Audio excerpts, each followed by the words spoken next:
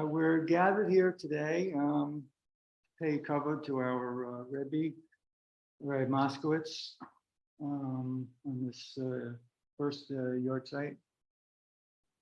And Rabbi Moskowitz is, I think I could say, a Rebbe to all of us, and he's touched us all in profound ways. But talk to them.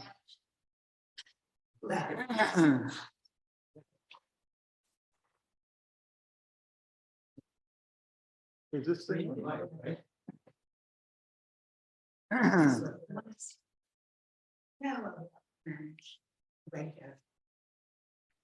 But what is it about the Rabbi Moskowitz that makes him so special to all of us? I think, like most of us here, I've had many teachers over the years, and collectively I've learned a great deal from all of those teachers. Obviously, a lot from some and a little from many, but the value of every piece of knowledge is not equal, and the value of every Rebbe is not equal.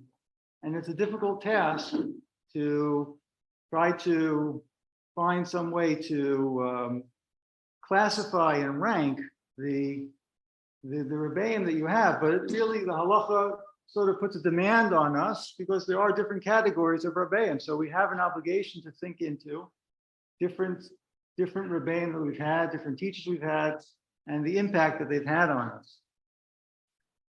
But how do you evaluate such a thing? So there are different approaches. Some people may look at the quantity of Torah they learned from one Rebbe, or maybe the derech of limud that had the most impact on all the other Torah that they gained, or maybe the one who introduced them to the beauty of learning in the first place. It's a difficult question, how exactly to value and weigh out these different considerations. But there are certain Rebbeim that I think transcend this very analysis. And when we think about them, it's not a matter of how much we learned or the particular things that we learned that creates that special relationship of a Talmud and a Rebbe and the sense of hakaras hatov that we have towards them and the sense and the demand for kavod. Certain individuals, their knowledge, their commitment, their care, their indifference to any other value system in the world,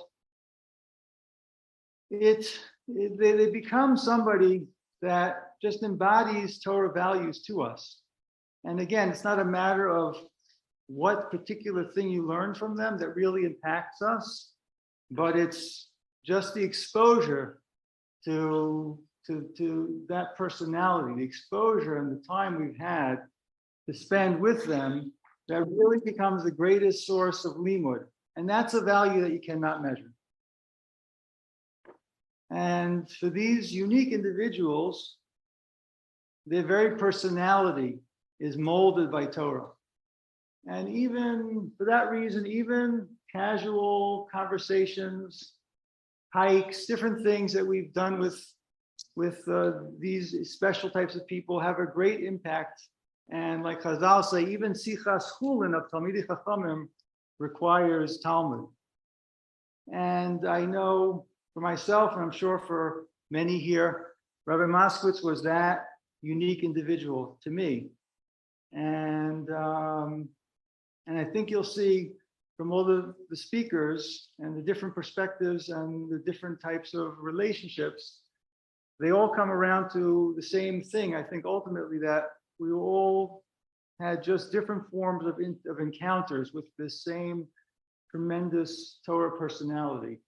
And for that, we are thankful and forever changed. And therefore, I think Rabbi Moskowitz is the type of person we don't have to worry about that careful consideration of measuring out how much, what particular thing. He is in a different category of Rebbe to all of us. And personally, I owe him a great hakaras hatov. And I'm honored to be able to be here and share this Yahrzeit with all of you here and the speakers that are to come. I'm going to ask Mrs. Moskowitz to speak first. I'm going to try to get the microphone. If we can get that.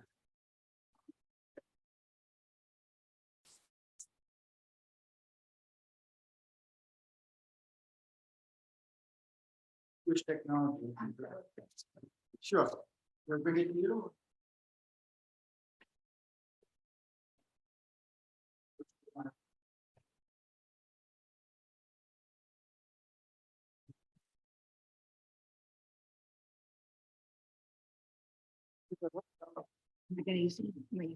You want to try it? Might work.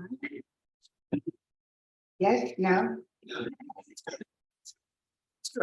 It's good. good without it, good. Yeah, okay. So I am filled with gratitude for Kadosh Baruch Hu for giving me the strength, the resilience, and the ability to have navigated this very challenging year. Most of all, I am grateful to him for bringing this amazing neshama into my life. I want to express my deepest gratitude to Rabbi and Rebbetzin Chait for the support, wisdom, and the support and wisdom that guided me throughout the 4 years of my husband's illness and every day of this last year. I want to welcome people, and some of them aren't here yet. I guess I'll skip them. I love when I bring my worlds together. And today I have a situation of biological family and non-biological family, friends that I grew up with, all together in one wonderful space. And I love that. I have cousins that are supposed to be here from Baltimore that have not arrived yet. And I'll be happy to see them when they do, if they're on their way. So we'll skip them for the moment. And I want to then welcome my dear sister-in-law, Rabbi Moskowitz, and my nephew, Raphael, who is Rabbi Raphael Moskowitz, who is somewhere in this room.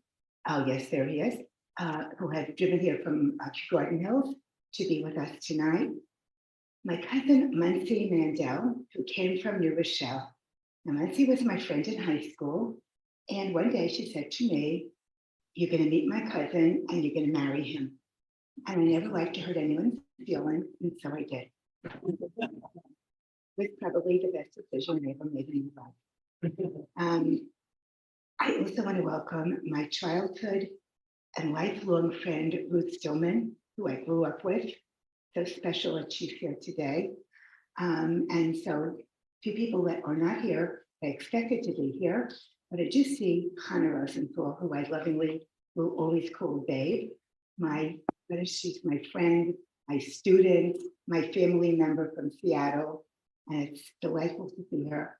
If there is anybody here who I have not, that is not within the yeshiva orbit, that I've not recognized or noticed, please raise your hand if you want to be recognized, because you all are very important to me. Okay, my husband was buried on Erev Rosh Chodesh Sivan, which would have been yesterday. And at the Gevurah, his Talmida, Ariella Ganawa Markowitz, said that it was the minhag of the Shloah HaKodesh on Erev Rosh Chodesh Sivan to institute special tefillah for chinuch banim and talmidim. And she said that this was such a very fitting day for my husband's neshama to be returned to HaKadosh Baruch Hu. Okay. We were married 60 plus amazing years. We felt that our lives began when we found each other. So if you take 60 and 60, we actually reached our Meir Estrin. Thursday night, which was Chafches Iyar, was my husband's first Yahrzeit. For this occasion, I wanted to focus on how he impacted the lives of Talmidim, friends, family, and anyone who was fortunate enough to be in his world. And so therefore, I want to share with you how he impacted my life. From the beginning of our marriage, in fact, from the time we started dating, we always learned and talked together we talked in learning. In our married years, our learning was both formal and informal. I had the privilege to attend numerous of his classes in our home, in schools, and all over the various communities that we lived. In fact, he gave so many classes that a principal of ours in Pittsburgh, Rabbi Howie Burstein, Alav HaShalom, once said about him that he's the only teacher that I ever knew that gave more classes for which he was not being paid than for which he wasn't being paid.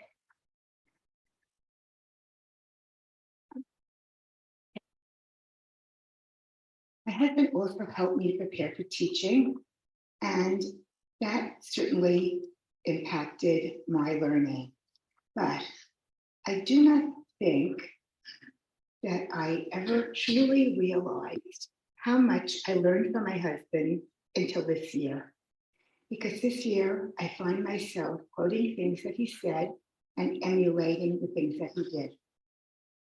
I remember when I was teaching Yehoshua, my husband explained that although Moshe had many Talmidim, Yehoshua was chosen to succeed him because Yehoshua was Misharei Moshe.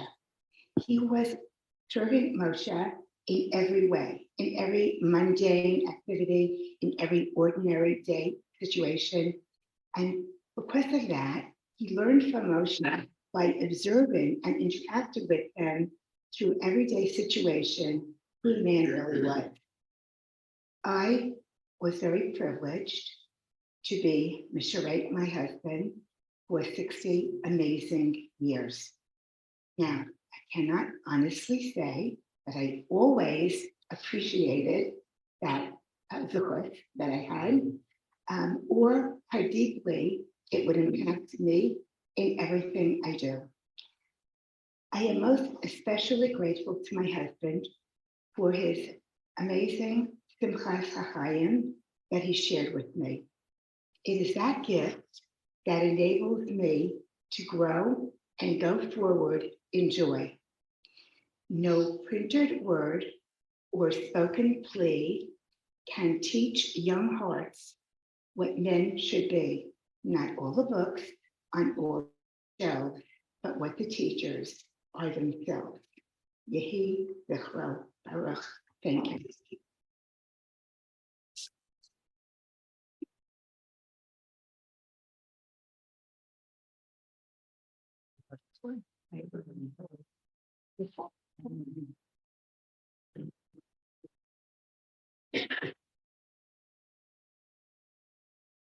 Aaron and Racheli Zimmer, are you ready? Yeah. Yeah, can you hear us? Can you hear us? Yeah. Oh, we can see you too. Okay, perfect. Okay. Okay.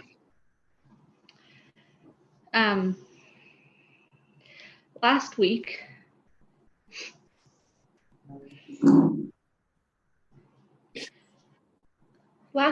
we went hiking, and in doing what was one of the things I think Rabbi Moskowitz really enjoyed, we were naturally provoked to start reminiscing about Rabbi Moskowitz, sharing stories back and forth, and reflecting on the impact that he had on both of us. There's a story that has always been one of my favorites to recount of a camping trip when I was a kid. I'm guessing that I was about 9 or 10, and it was the final senior camping trip that YOH ever did. I remember because I vividly recall my mother yelling at my father that she'll never do this again. We were probably somewhere way out on the Olympic Peninsula. Jump in here if you were actually there and can verify any of these details, because how much can you trust the memory of a was then 10-year-old? Anyway, there was a lot of crazy things about that trip, not the slightest of which was the fact that my parents agreed to bring a friend of mine. I had been begging for her to come on a Shabbaton for many years, and I still have no clue why this was the Shabbaton that they agreed to bring her. In any event, nothing was going right. It was freezing, the winds were whipping, and I recall rain too. They couldn't get the camping stove lit, let alone the campfire that was meant to carry us at least a little bit into the night. Rabbi Moskowitz was in charge of the Eruv. He was instructing everyone to hold their poles up at the same time, I think trying to create enough tension to get it to stand. But it didn't take the mind of a 10-year-old to know that this was never going to work. And it was definitely too close to Shabbos to bail and go home. You might say that Rabbi Moskowitz was displaying faked optimism of some kind. He had to put on a good show for the students so everyone would stay calm. But I don't think so. Do you all remember how Rabbi Moskowitz used to sit wearing a hooded sweatshirt with his hands tucked in the pockets? Well, the young Rabbi Moskowitz was the same.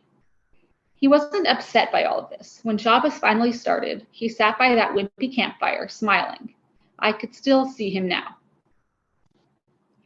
Rabbi Moskowitz had a sense of adventure, but I'm not talking about some unreasoned, untethered barreling into the unknown. I'm talking about the adventure involved in the willingness to embrace whatever is up ahead, the freedom to take a step forward and then another one into new territory. Of course, it's no surprise that this attitude manifests itself most poignantly in the way that he approached Torah learning and thought. He embarked in new areas of thought without holding back. It was like he trained himself to unlearn anything that would tether him from having complete freedom of thought. He let go of the sort of ambitions that stop us from being completely open and honest. Aaron and I were joking around that regarding thought, Rabbi Moskowitz had ambition to not have ambition. As I get older, I am even more amazed by this quality. Admittedly, I find myself becoming less willing to be free, let go, and adventure into new ways of thinking. It's so much easier to fall back on what I already think and know, the opposite of Rabbi Moskowitz. I had a very unique opportunity to get to know this quality of Rabbi Moskowitz and how it permeated his personality through my experiences with him in the context of our loving family and all the wonderful times that we shared. This is something that I will always cherish. I just wanted to add one or 2 points. You know, as we were hiking, it was a time to reflect from a distance of a year. So you can kind of see things a little bit different when you have that perspective. And there was 2 ideas that came to mind, and I think it's encapsulated in like a pasuk in Mishlei. It's basically about Rabbi Moskowitz's approach in teaching Talmidim.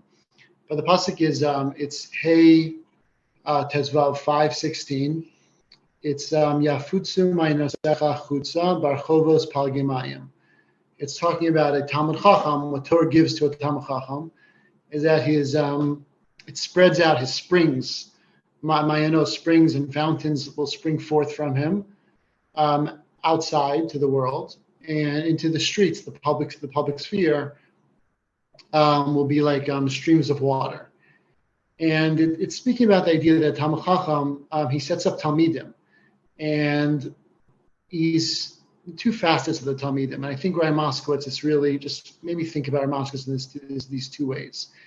Is that one that Rabbi Moskowitz fostered a independence of thought in the Talmidim, that he didn't just create people who repeated his Torah, said over the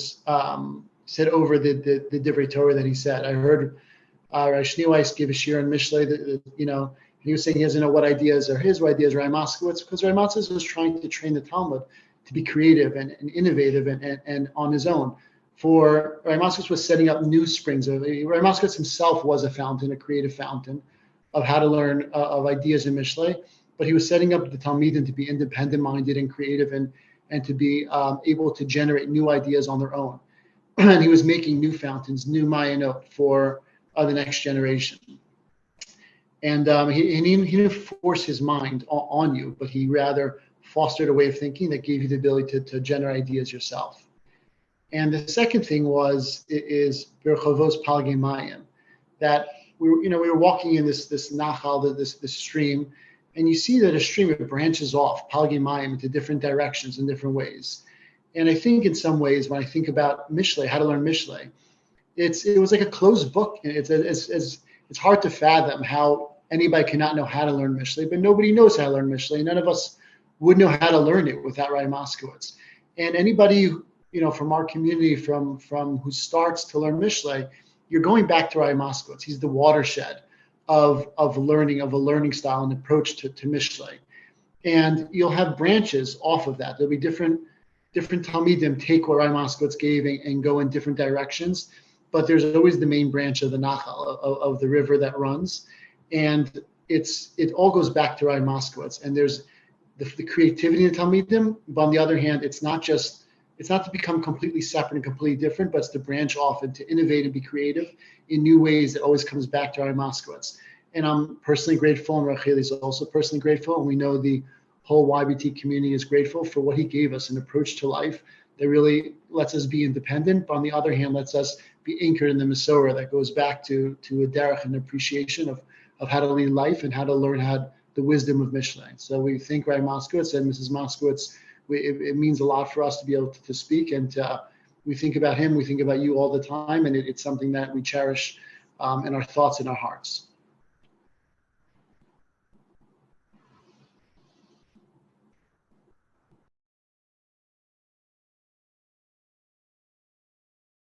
Thank you, Aaron and Racheli.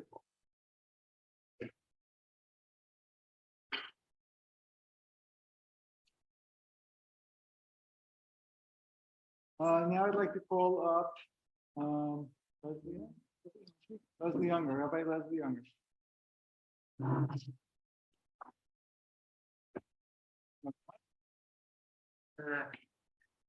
Pretty loud.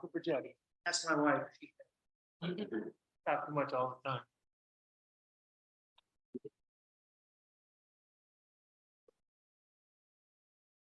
First, I'd like to ask for shus about the Rabbanim that are here to speak in front of them. I've been asked to do an impossible task. I've been allotted 5 minutes to explain how Rabbi Moskowitz has impacted my life. And I think the best way to do that would be to explain what type of influence he had on me and thousands of other people. That would be to share some of the examples of how he lived his life and taught others. For instance, picture in your mind 25 teenage testosterone-fueled boys sitting in a room. Rabbi Moskowitz walks in. He says, "Okay, boys, yesterday in yeshiva, we made a mistake. Now we're going to try a new approach." What teacher in 1973 would admit that he made a mistake?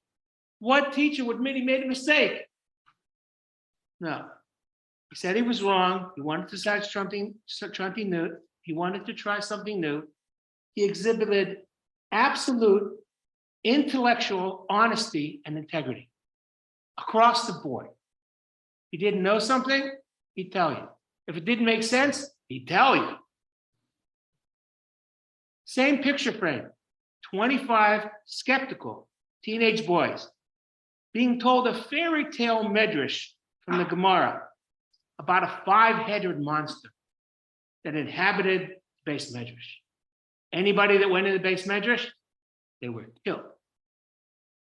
But one day, Rabbi Abaya and Rabbi Bar Yaakov, they went in. A few minutes later, one of the heads of the 5-headed monster rolled out the door. Within 10 minutes, all 5 heads rolled out the door. Well, after the laughter subsided in the room, Rabbi Moskowitz proceeded to explain. Each head represented a question of deep philosophical importance to that student. And that prevented the Talmud from learning. And the rabbis addressed these deep soul destroying questions one by one and removed the resistance to learning, and that head would fall away. Finally, a rational explanation to one of these midrashim. I don't think that there is any Talmud of Rabbi Moskowitz that has come to him with a question or a personal problem that was not helped by him. We refer to Rabbi Moskowitz as the resistance slayer. Rabbi Moskowitz demonstrated to his Talmud a simchas achayim by the way he lived. From living above a butcher shop in the early years so he could learn Torah, to giving classes at his home on Shabbos, on Yom Tov, on the weekends, on the nighttime, never being compensated for these. As Mrs. Moskowitz had said, Rabbi Rottenberg of blessed memory, he held Rabbi Moskowitz, although he didn't like his philosophy, he held him in high esteem by the way that the Talmidim related to him and by the way he treated people. He was a walking Sefer Torah. He did this for the sheer enjoyment of learning new ideas, but more importantly, he loved watching his Talmidim and Talmidot grow and prosper. Rabbi Moskowitz sacrificed greatly for the sake of learning and transmitting of Torah. Psychologists say that there's three major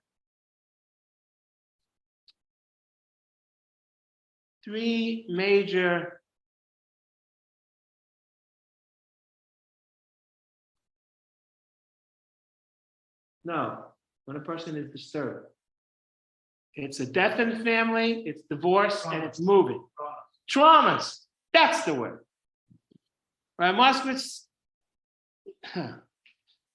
sacrificed greatly for the sake of learning. Psychologists say that there's three major traumas in a person's life: death, divorce, and moving. Rabbi Moskowitz and Mrs. Moskowitz moved 8 times, 8, and sacrificed for the transmission of Torah. He maintained a coast-to-coast marriage for 1 year as he was in Seattle and Mrs. Moskowitz was here. Who does that?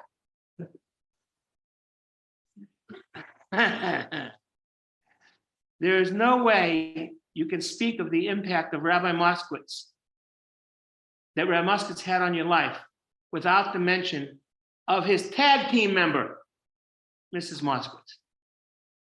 They have helped me find a derech chayim, a wife, and a son-in-law. Let me explain.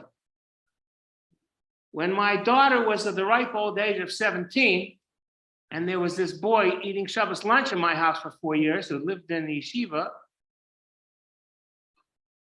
she told me she wanted to get married.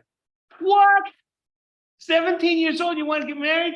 First phone call, Rabbi Moskowitz in Seattle. Rebbe, Yossi wants to marry my daughter. She's only 17 years old. Leslie, what are you, crazy? He's a wonderful guy. He has a job. He has a car. He has an apartment. Are you going to find anything better? Okay, 24 years later, 24, 25. What is it? About 25. 25 years later, and one great-grandson, Rabbi Moskowitz was correct. No doubt about it. There is no actual way that we could actually thank him except for taking his example of our life, well lived, and follow it. It's been an honor and a privilege to be called the Talmud of Rabbi Moskowitz. Thanking you all for allowing me to speak. But I'm not done yet. Then as soon as I wipe my eyes, I had a letter that was dictated by my chaver and chavrusa, Rabbi Howie Burstein. He's in Israel. He asked me to read it for him, as long as I don't turn into a blathering idiot. These few words of reflection on Rabbi Moskowitz's life from Howie Burstein, who is in Israel. Mrs. Moskowitz said, this is a celebration of Rabbi Moskowitz's life. Rashi says that a tzaddik is alive even when he's no longer with us. What does that mean? Svara-wise, it means that a tzaddik partakes of life. It means that you can point to examples of his life and learn many lessons from him, whether he's here or not.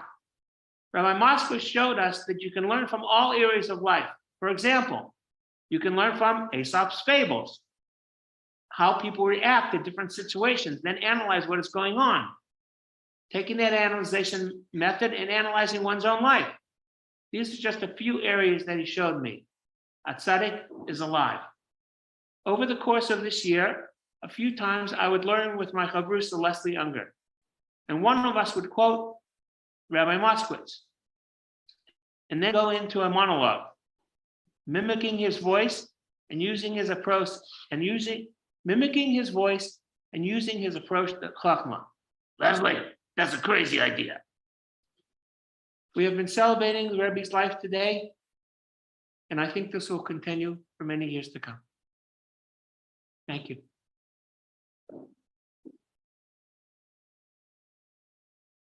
Thank you.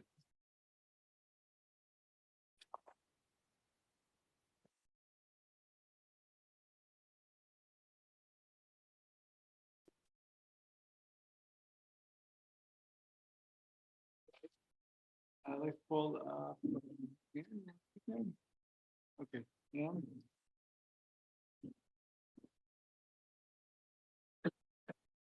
Microphone.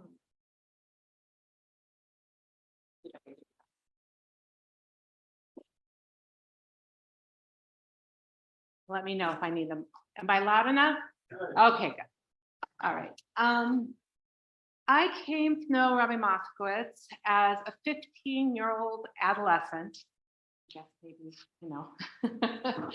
in common with a number of people here. And I came questioning a lot of observable injustices and hypocrisy and pat answers from authorities, which seemed more designed to shut down, challenge than to search for substance. And my classmates and I, we figured we had grown up in a world that had gone mad, but where people were intent on pretending it was wonderful.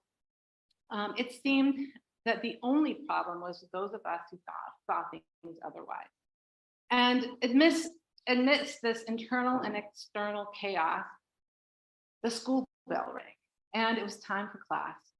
And there sat the rabbi, quite pleased we had arrived. He seemed stereotypically rabbinic at first blush, but before long we learned certain things about him. One, he didn't believe in grades. That the first key step in understanding anything was learning to properly formulate and ask a question. That he was not beholden to any preconceived notions or rhetoric. That he was willing to examine any statement or claim, even the wisdom of the Torah was not to be assumed without examination.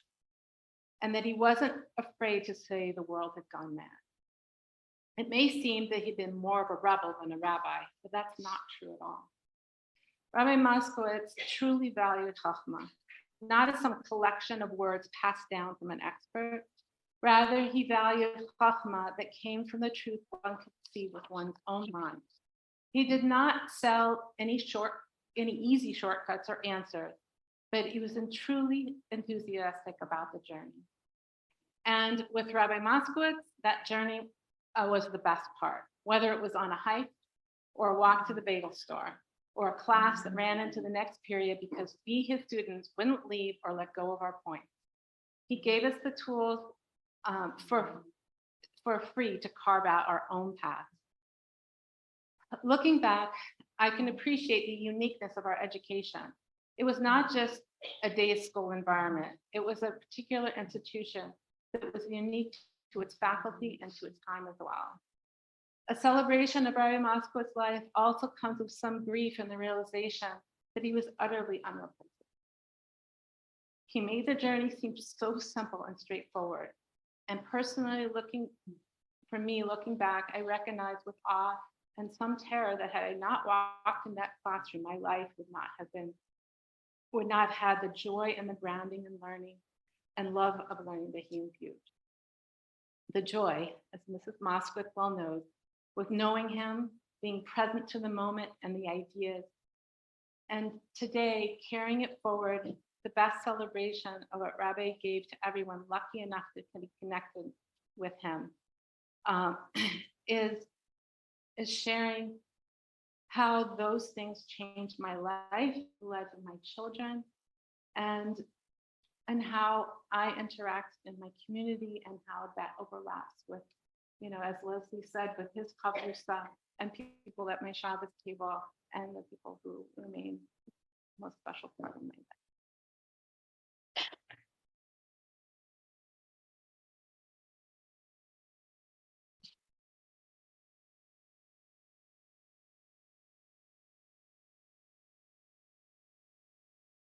Okay, Rabbi Friedman? You want Mike? Might be a little light. But first of all, Mendy said I might have to speak, so I prepared a lot of paper for the client. There's a lot of that. The reason I say that is because my first recollection of Rabbi Moskowitz was when I used to 16-year-old kid hang out at Rebbe's house a lot, and I saw the Moskowitz, Rabbi and Mrs. Moskowitz, the routine, drive up to his house and say, "Where does Rabbi Chait live?" They're like that. And I said, why is this jolly guy who I thought, what does he know, visiting the Chait? And I soon found out that he was an unbelievable person in terms of chachma, because obviously Rebbe picked all his friends very, very carefully. And he's a person who's spoken about and enjoys simchas achayim, the joy of life, and he was someone that combined life, living real life, and fun, and obviously learning and having that. And when you think about it, who else would name a dog Meow? Oh, sure. Oh, so it's genetic. So that was, they named the dog Meow. Once Bruce would remember this. We were learning, we didn't have the chance to go to New Hampshire along with Rebbe, so we were learning in New York with Rabbi Moskowitz, and then we called him to decide which group was learning more in New York. That was about it. But my Moskowitz would quickly acknowledge, maybe not, I don't know the hours, but qualitatively, there was nothing to talk about. So he called himself the honest Mort. The honest Mort. So he was very intellectually honest, as Leslie said before. He was very direct and very outspoken in terms of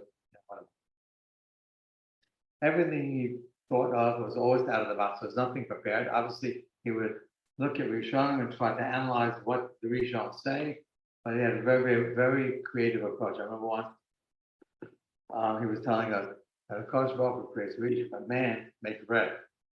God doesn't make bread, so we have to insert more toil into it. Now, obviously, that was God's will, but just saying, a man can create bread, and Hashem can create meat. Another time we're learning with him, maybe it was that summer, and analyzing the brachos, and he said, "I'm no saying like that's Revino," and he's saying, "Who's to remember?" He's saying the big difference was emotions versus rationality. Rationality, which you've all been trained to think, but someone said, "I think Stephanie is a rooster." He said, "Oh, I didn't have that fact." We were cracking up. We really enjoyed everything he said. Anyway, everything he said was based upon rationality and chachma, and he'd be the first to admit there was a mistake in ourselves or in something that he taught, and we really enjoyed being around him, not just in terms of the chachma that we gleaned, but also he had a real simple time and the way he did. And I think the proof is in the pudding. We look at his Pavinim, Bernie, and Dave, and Robbie, and Leslie called Leslie, and of course, Lumpy. Anyway, I want to say thank you to Markowitz, and thank you to Synopsis for sharing him with us. I know it was quite an ordeal for him to learn with young kids when he had so much more to offer and was on such a different level. Thank you. He is possible.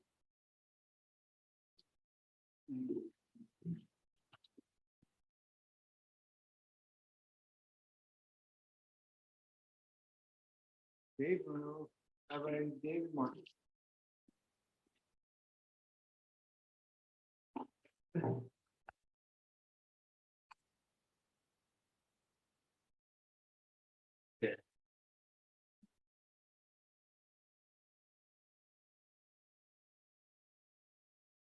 Okay. There's a chazal that Rabbi Chait quotes very often. It's actually a Mishnah in Pirkei Avos, Parak Vav, Mishnah Beis. And the Mishnah says, it's a pasuk in Shemot. V'haluchos ma'aseh Elokim hema, v'hamichtav michtav Elokim hu charos al luchos. The luchos were the work of God. The writing is the writing of God engraved upon the tablets. And the Mishnah says, Al tikra charos el chavos. Don't read charos, don't read the word engraved, but chavos, freedom. She'ein lecha ben choren elami she'osek b'talmuto.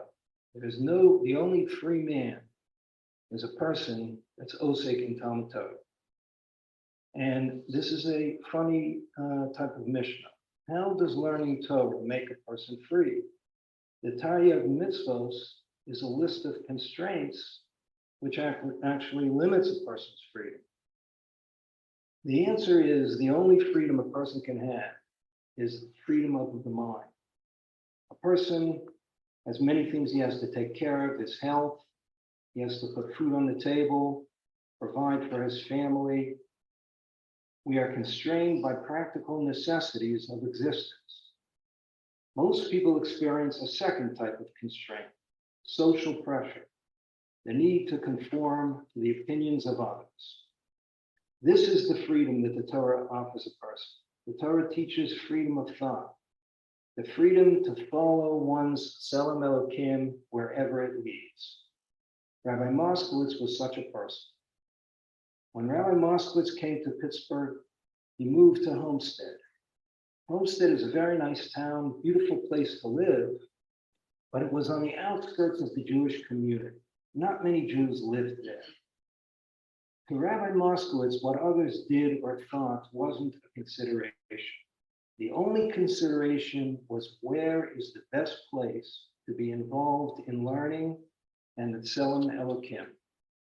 Because of Rabbi Moskowitz, every Shabbos, groups of young men wearing yarmulkes and tzitzis would walk through this town primarily of non-Jews. It's a town, it was a steel town, steel mills, and I don't know how many people there were too familiar with Jews, but every week they saw nice young men walking to a Makom Torah, to Rabbi Moskowitz's house. I once approached Rabbi Moskowitz as a young man in high school. I was concerned and worried. What would I be when I grew up? What kind of job would I get? How would I make a living? I went to Rabbi Moskowitz with these concerns, and he saw that I was upset. I remember he looked at me and said, "What are you worried about? I'll take you to the shoemaker, and he can teach you to be a shoemaker. You can make a living." It sounds like a flippant answer, but actually it made me feel very good. Really, Rabbi Moskowitz was telling me, your worries are not due to practical concern. See, even a shoemaker makes a living. Your concern is psychological. You're feeling the pressure to conform to society. This is something that he taught us, that this is foolish. I immediately felt better. And actually, in my excitement, I think I went home and I told my parents, This is just like me. I mean, very sincere. And I went and I told my parents about my newfound ambition. I told them I'm going to be a shoemaker. And I'm pretty sure this happened. Yeah. It didn't go over too well. So, along with all of this, I learned a little politics. But, Rabbi Moskowitz is no longer here with us, but his ideas remain with us forever.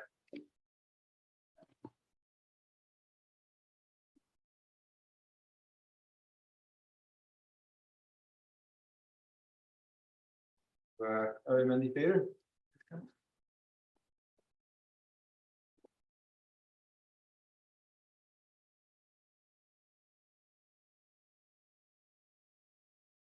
Just Rabbi, when Mrs. Moskowitz asked me to speak, it was truly a great honor. As we all know, Rabbi Moskowitz was one of a kind. He was unique, but he was known as a teacher, but he was not an ordinary teacher. His relationship with his Talmidim was really a paradigm of how a Rebbe and Talmud have to relate to each other. He imbued his students with the basic Yesodei Adas and a quest for knowledge. Rabbi Moskowitz's Mishlei Shiurim were legendary. The students loved it. Unfortunately, I was not one of those students. Rabbi Moskowitz's Gemara Shiurim were insightful. He challenged his students, but unfortunately, I was not one of his students. His philosophical discussion and ideas that he discussed with his students, they were mesmerized. And again, unfortunately, I was not one of his students, but yet Rabbi Moskowitz was my teacher. He was my life coach. What do I mean? I remember I had this chus to be with a group of my chaverim, the first guys in this yeshiva. And whenever Rabbi Moskowitz was coming to town, everyone was so excited. The mort was coming. The mort was an affectionate phrase to describe Rabbi Moskowitz because he was a Gavra Rabbah. He was a Gavra Rabbah. We knew that from the very beginning. When he came to give his shiur, we were excited to hear his shiurim. But the best part was when we were privy to the discussions between Rebbe and Rabbi Moskowitz. Nothing was off the table. They analyzed and discussed everything. They were joking and smoking. They were smoking and joking, and we imbibed every single word. And at that time, myself, and I'm sure all my chaverim, we knew that this is the way we wanted to live our life. He was our life coach. Throughout the years, I had the fortune, some might say the misfortune, to meet many leaders in society, titans of business, real estate tycoons, titans in the medical industry, doctors, the leading doctors at Columbia University, titans in the legal field, top Wall Street lawyers. I even remember as a kid out of law school, I was the shikingel. They sent me to get some papers signed by one of the clients, an elderly Jewish man. Who was he? He was a prodigious lender. He lent millions, hundreds of millions of dollars in the garment industry. He was a factor. And I come to his office to sign the papers. And he was showing me on his walls, he had a Chagall, the Picasso. He was like any artist who was famous. He had his neuroses on his wall.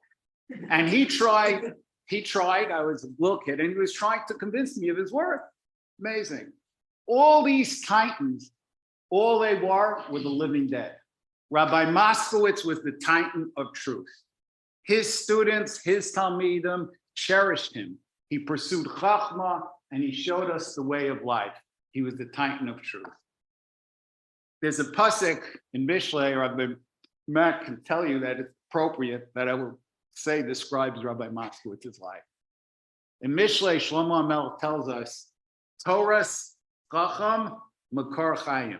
The teachings of a Chacham is the source of life. Rabbi Moskowitz's teaching was the source of our life. Losor mimokshe maves. He removed from us the snares of death. His Talmidim, And those who weren't his Talmidim, but were influenced by him, he taught us not to live the life of the living dead, but to really be involved in the world of Chachma and truth. That's who Rabbi Moskowitz was. We are here now one year on his Yahrzeit, and we all miss him. But honestly, I'm not despondent, because I know Rabbi Moskowitz was one who pursued MS his whole life. And now he is in the Olam MS, participating at the highest levels, being Nena Mizav Ashkina.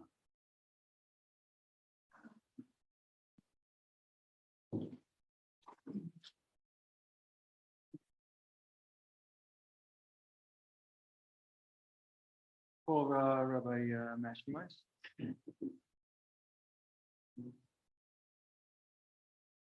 Okay, so Leslie already said this, but it's impossible to capture how Rabbi Moskowitz impacted us. So I told myself I would just talk about whatever aspect of Rabbi Moskowitz happens to be on my mind, this morning. And we're at that time where it's almost June, and when I'm hanging around on Shabbos and hearing people ask my Talmidim, well, what are you doing this summer? What are you doing this summer? People have to have an answer. And for me, my summers were all about one thing, which is learning with Rabbi Moskowitz at his house every summer. That was the primary activity for I don't know, 16, 17, 18 years. I can't exactly remember, but just going and spending time with him learning was just the highlight of my existence, really. I viewed it as a compliment that the yeshiva had the formal education, but then Rabbi Moskowitz at his house learning Mishlei was a different kind of learning. And it wasn't just the learning. We would go there, we would learn Mishlei, and then he would hang up the phone, and I always felt sorry for the people on the other side of the phone, because he would say, okay, tomorrow, same time, same station. He would hang it up, and then we would just hang out, and it would be until it could be for hours, and Seattle has these long summers, these infinite feeling summers. And we would just talk about stuff. It would be ideas. Sometimes it would be, sometimes it would be further learning. Sometimes it would be what's going on in the school. And we would just talk. And then at a certain point, then one of us would have to leave, Rabbi Moskowitz would be, okay, guys, I gotta go, Mrs. Moskowitz, I have to go shopping, or grocery shopping, or I had to get back. And we would reluctantly part ways, and then we would go do it again the other day, And I stumbled upon an idea in last week's Parsha about this that relates to something that Ms. Moskowitz said, that, it says in the census in Bamidbar that these are the offspring of Aaron and Moshe, and then it only lists the offspring of Aaron. It doesn't list the offspring of Moshe. So Rashi quotes Chazal and says that anyone who teaches the son of his friend Torah, it's as if he is his father. It's as if he gave birth to him, non-biological offspring. And so some of the Mefarshim asked, well, if that's the case, then Moshe is the father of all of Klal Yisrael. Why only Aaron's sons? And so my Chabrusa and I, the answer we came up with is that there is we saw the Sifsei Chachamim says that Moshe was obligated to teach all of Klal Yisrael, but with certain students, with Aaron's sons, he taught them for free. It was not out of obligation. And my Chabrusa and I theorize that there is a certain type of relationship that develops in the informal learning that you're teaching for free, And a lot of us had Rabbi Moskowitz in high school, and he had the same spirit, but there was something special about you're hearing everyone talking about these casual conversations and the learning that took place outside of the classroom that really forged a special bond. And this is part of this timeless quality that Rabbi Moskowitz had, that I think we can picture him, we walk into the room and he's sitting there, like Racheli said, with his hands in his pockets, just thinking about an idea. Or you go up you're at a wedding and you go up and you see him standing there, and you just know, you could approach Rabbi Moskowitz, he's thinking of an idea, and you could just talk to him about the idea. And it's just, again, the only word I can think of is timeless. It's just the only thing that really matters is the ideas and the person who he's talking to, and he'll welcome you into that world whenever you want. And for me, those summers were really the time when I really got to indulge in that. And it was always a sad time when we had to part ways and go back. But that's the thing that I'm thinking about right now. And again, everyone, it's almost like a platitude at this point, but he was so alive that during his lifetime that he is just as much of a presence in terms of, there's not a day that I go by when I give shir that I don't quote him. And certainly when I don't thing about him. And it's just, it is a true, I'm truly grateful to have had such a Rebbe, and for, Mrs. Moskowitz sharing him with us for all those many hours, at his house. And thank you for letting me speak.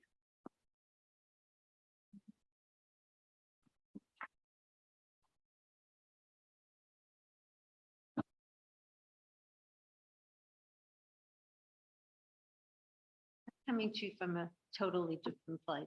Rabbi Moskowitz was my friend. What, can you hear me? Rabbi Moskowitz was my friend from the time I was 17 years old. And so that's quite a long time. And we had a lot of fun. He was a fun guy. We went camping with Davey and her husband. I bet you didn't know that Rabbi Moskowitz could start a fire from the time that he arrived until the time that he left. It was continual. And my son would come over in the morning with a fire stick and start the day with Rabbi Moskowitz and his fire. And Rabbi Moskowitz decided one year before a fast day while we were camping, the best thing to keep us going for the duration of the fast was drink cake. And so that's what we ate before the. But I really wanted to share just something on a little bit on the more serious side. I actually spent 5 years going through Rabbi Moskowitz's illness the last year, Leah and I felt every single day. And what struck me when I thought about this was when he was first diagnosed, he had to have a port put in. It was called a fistula. It was the little gizmo that went into his arm so that every time he would go to dialysis, they'd be able to hook him up rather quickly. And the only concern that he shared with my husband was, will he still be able to put on his disability? That was something that bothered him, and it was serious, and he wanted to be sure that that would be possible for him to do. So when you talk about an Ish Emes, this is what he was. In addition to that, I don't think he ever wanted to frighten Leah at all about all the trials and tribulations and things that he went through. And someone said to her, dialysis? Oh, a couple of treatments, huh? And no, it was long, it was hard, it was painful, and it was very trying. You wouldn't think it, but a snowstorm in Seattle wreaked havoc with their life, because if he didn't have dialysis twice in a week, that would be it. And so all sorts of things, how he ate, what he ate. I never heard Leah say to me, oh, he's complaining again. I don't think he ever complained. I think all he wanted to do in the final years of his life was to hold her hand, spend time with her. And in reality, he went out very peacefully doing just that. It's a big loss for you, and we feel it every single day. But I'm happy that I could help you through anything that needed help. Thanks.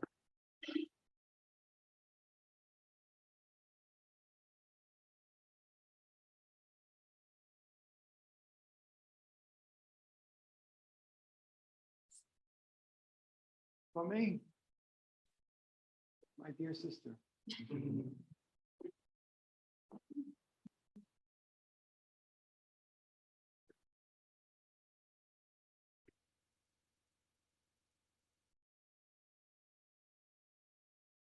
Share a short story exemplifies by Moskowitz's caring nature, his commitment to what is right, and his ability to help others in his kind and gentle way see the truth. Well, first of all, I know the Moskowitzes all met. When I was 12 years old, I was faced with the overwhelming decision of choosing high school. Rabbi Moskowitz stepped in to lend a helping hand. It was summer, and Rabbi Moskowitz was visiting my family in New Hampshire. At the time, he had recently begun working in YBT. I think he started working in YOH. Oh, yeah. Okay. And he saw an opportunity for me to consider going to school there as an option. The only catch was that Seattle is 3,000 miles away. And I was a homebody who even struggled with sleeping over at friends. I remember spending time with him, discussing the pros and cons of going to Seattle. I even remember making lists. And we ultimately decided that I would go and try it for a couple of weeks. I had nothing to lose. If I didn't like it, I would come home. Rabbi Moskowitz recognized my fears, but also saw my potential to thrive in a new environment. A couple of weeks turned into 4 years. When I reflect on this time and think about how that timid, sheltered girl was able to leave her comfort zone, I have a card to Rabbi Moskowitz for his encouragement, which I am certain was a large part of my decision. Throughout those years in Seattle, Rabbi Moskowitz was always there for me, ensuring that I felt comfortable, secure, and happy in my home away from home.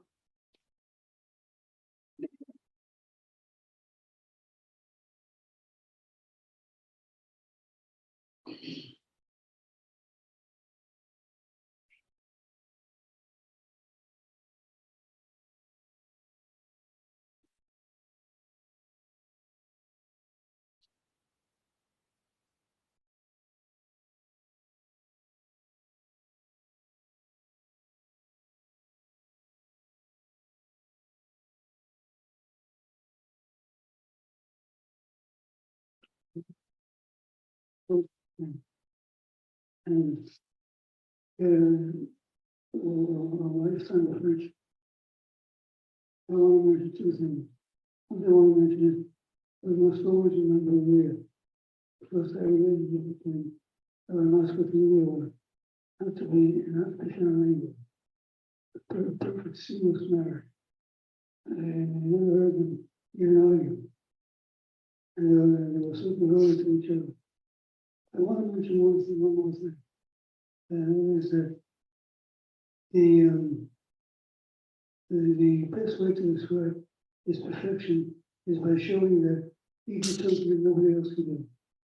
And that is true about him. I've never seen it done by anybody else.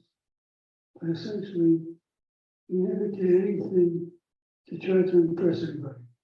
Never. It was not even on his mind. Very few people can say that. Even great people do things with the intention of impressing other people. One time the Rebbe mentioned that he said that when I see a person that's a regular person, I give him a fish shake. And when I see somebody that's is wealthy, I give a little extra squeeze when I shake his hand. The Rebbe said, but that ain't over unless a room age. Rabbi Moskowitz was in a completely different field. He didn't have the challenges of growth, but nevertheless, he never ever did anything to impress anybody. That was something I feel is important to have was it's concise and it really shows you the mark of his perfection.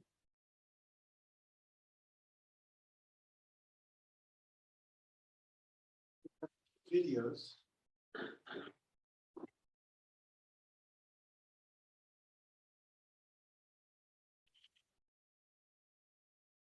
Can't share the screen though, so people on the Zoom will not.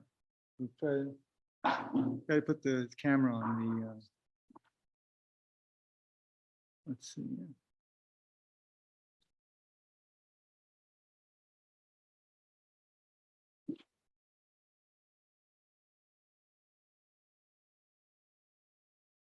At that point. Whoops.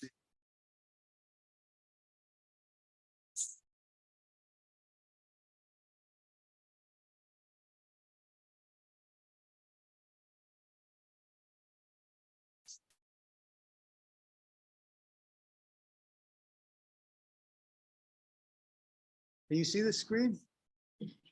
Yeah, okay. Yeah. Oh, hold on. I remember the first time I met Rabbi Moskowitz was a very, very unique individual. I remember the first time I met him, it was in 1962. And I had started to get involved in learning, but it was the summer and I really needed somebody else to learn with. I couldn't make a laning at that point by myself. So he lived in Auburn, I lived in Auburn, and there was a little shtiebel, a little shul, and it was between Mincha and Meir, and I was on the porch. I was just hoping I'd find somebody to learn with. And there were these two fellows that were learning together, and it was with deep involvement. I was very kind of timidly went over. I wanted to ask if I could join them, and I, in a very apologetic way, I asked. And this fellow turned around and said, "Sure, certainly, come on, join us."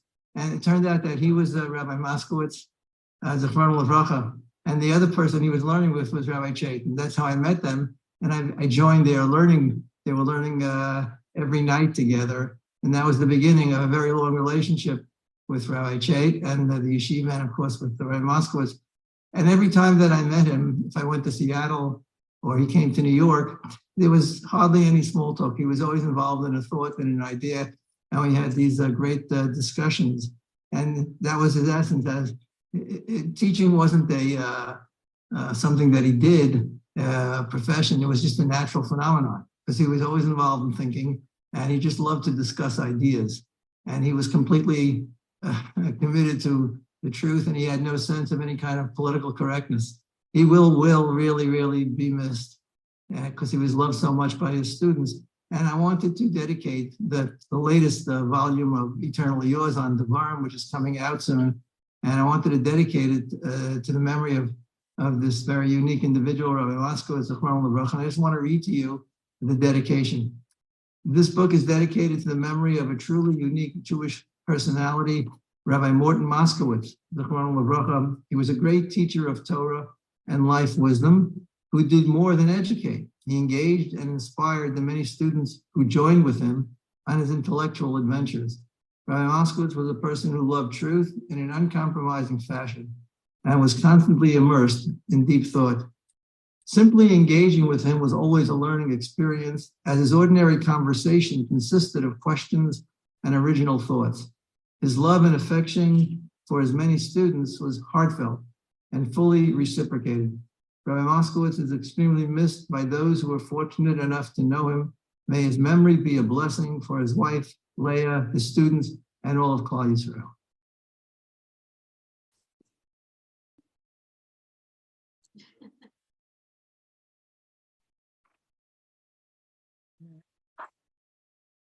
Now we have Ben Aaronson.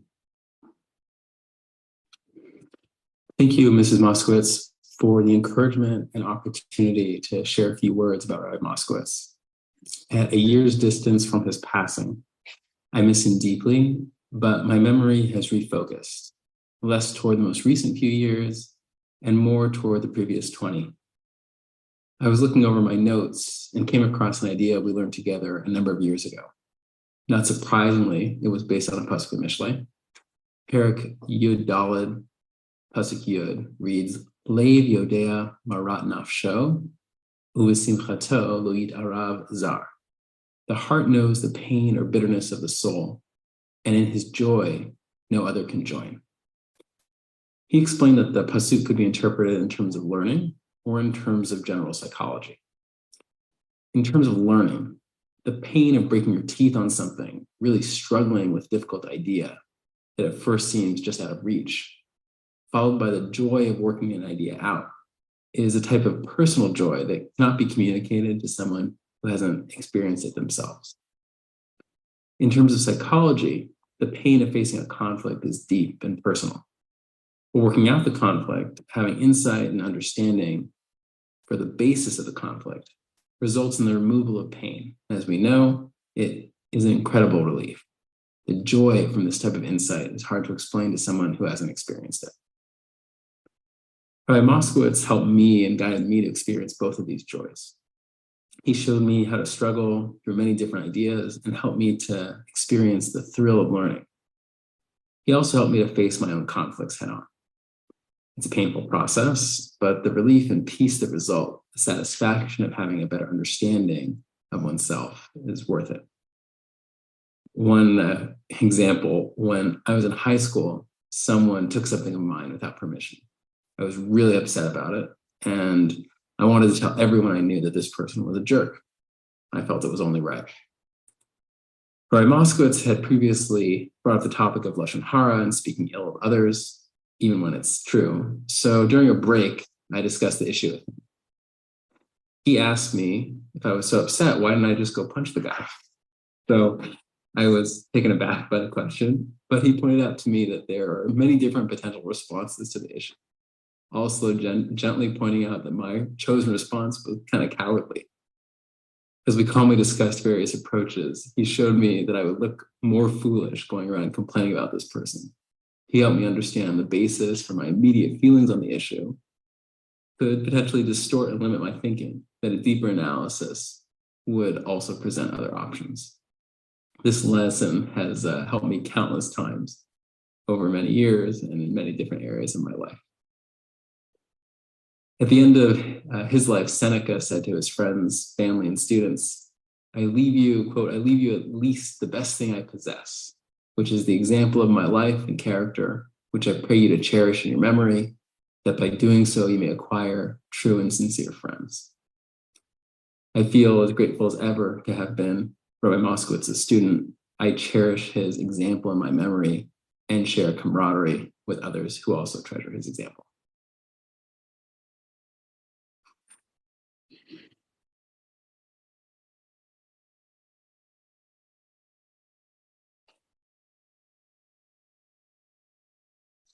That was Ben Aaronson, yes.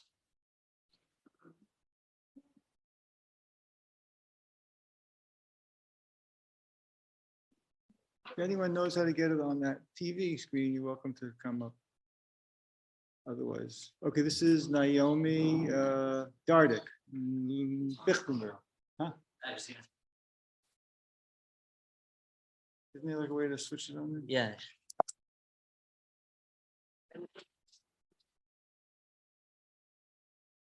Can you move this? Where's the? All right. Oh, there we go.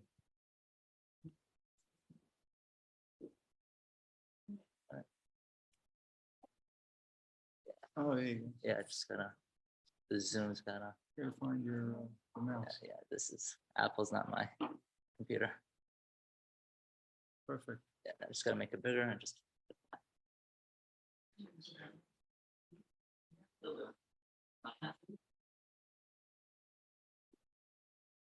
It's Naomi Fichtenberg. Hi, everyone. I met Rabbi Moskowitz when I was in 8th grade, still living in Israel and visiting Seattle on a search for a high school that would be a good fit for me as our family was moving back to the States. My mother and I stayed at Rabbi and Mrs. Moskowitz's house. Rabbi Moskowitz showed me some 3D puzzles he had, and I was taken by Munchkin's cuteness and Mrs. Moskowitz's collection of salt shakers. Rabbi Moskowitz impacted my life in so many ways. Primarily, I think of him as the person who taught me how to think. I learned from him every school day for 4 years, and often on Sundays, summers, and on tape. His methodical approach to learning, enthusiastic encouragement of questions, and seemingly endless patience both shaped my habits of mind and provide an example of what a teacher could be. He helped me see myself as a person whose ideas were valuable and whose participation in class discussions was a positive contribution to the group. His office door was always open, and his generosity with his time and attention helped me feel safe, knowing there was always a wise adult who would be there to listen and help me sort through any questions I had, philosophical or emotional. Learning Mishlei with him helped me see how choices had consequences and showed me the many ways people often fool themselves into believing that poor choices are actually good ones. Rabbi Moskowitz's Mishlei class was really a course on how to live a good life, having the only assignments be illustrations of the principles we learned in class showing up in real life trained me to look for such examples everywhere. I still think to myself sometimes, that would make a great illustration for Rabbi Moskowitz's class. His commitment to truth and deep love of learning showed me how a life of learning in Torah was accessible and could be joyous and fun. He often said that learning was the highest form of pleasure, which is not how most teenagers assess the relative value of pleasure. Seeing how much he enjoyed an idea helped me enjoy them as well. He really savored them, smiling as he thought of their elegance and beauty. He helped me remain optimistic and avoid taking on other people's cynical opinions. He told the story of how when he and Mrs. Moskowitz got married young, people said, "Oh, you're so young and marriage is so hard. How are you going to make it?" And then when they were expecting Shmuley, "Oh, you're so young and now you'll see how hard it is to have a child." But he and Mrs. Moskowitz were quite happy. Thank you very much. And sometimes it's best to ignore the advice of what one of us call the prophets of doom.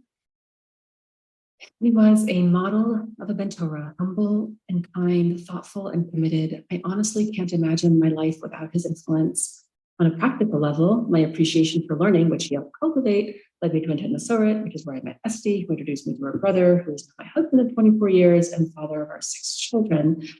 And I do my best to convey his teachings to them and to my own high school students during the 10 years I taught at the Jewish Community High School in San Francisco.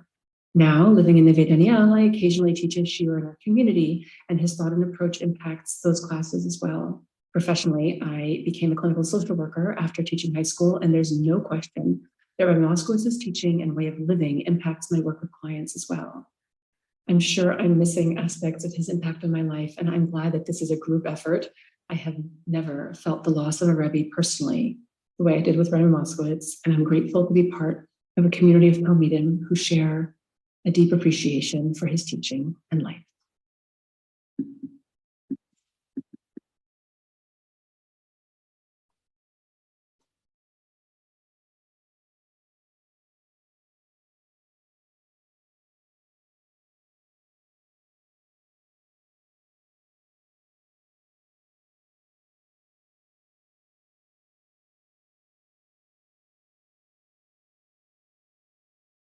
Okay, that concludes the program. There's a collation in the back. Okay, thank you all for coming.